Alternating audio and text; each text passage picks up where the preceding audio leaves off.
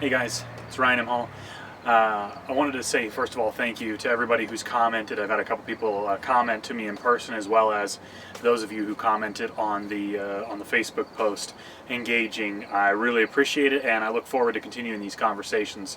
First of all, as I mentioned before, I wanted to talk about marketing and film, but I also recognize that this is going to possibly take us places that we don't expect, and so that's happening right now. A lot of you said you wanted to hear about the minimalism that Fawn and I are going through right now, and specifically from my end that I'm going through right now. And so I'm going to break it up into a couple of different videos because honestly I've recorded a little bit about it, and the video was just enormously long, and I won't subject any of you to me rambling for that long. So here it is. The history is the first part. The history is a little background on me. I have always been kind of a hoarder. My motto has been, we may need that someday. And so every single thing I've had in my life, I always keep. I find a place to store it and say, we may need that someday. At one point I had a storage shed in my yard, and I also rented a separate 12 by 12 storage shed to have all my junk in.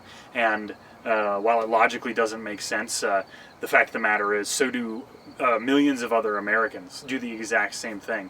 We all keep all this stuff just in case we need it one day, without recognizing the abundance that community provides, that my neighbors might have it, or that I could probably go rent whatever it is and use it for a day, or I most likely know someone in my network who also has one. So the other part of the background is that I have spent most of my life in the pursuit of stuff, the pursuit of something bigger, better, or more. Always, always, always. So not only do I always want to have a revolving door of shit coming in and going out, of new clothes, of new whatever, like you name it, I want something new.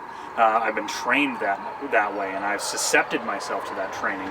Not only is that happening, but then you've got this belief system that I may need it someday. So I go through my closet and I look, and I have 7 shirts that I don't ever wear. I don't want to wear, but I keep them just in case I find an occasion that I need them. I have the same thing with shoes, with pants, with you name it. So the background is essentially that I have always kept everything and wanted to buy more. And that's the beginning of what has led to the minimalism journey that I'm on. So I'm going to end the video there with just a quick background, and I'll come back to you guys with more on the next video. So thank you for tuning in.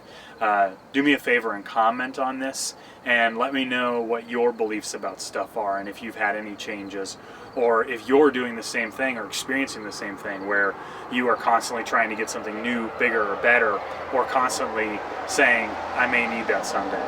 I'd really love to hear your thoughts and opinions on it, and I'd love to hear a conversation going about it. So thanks for tuning in, and let's talk. See you guys later.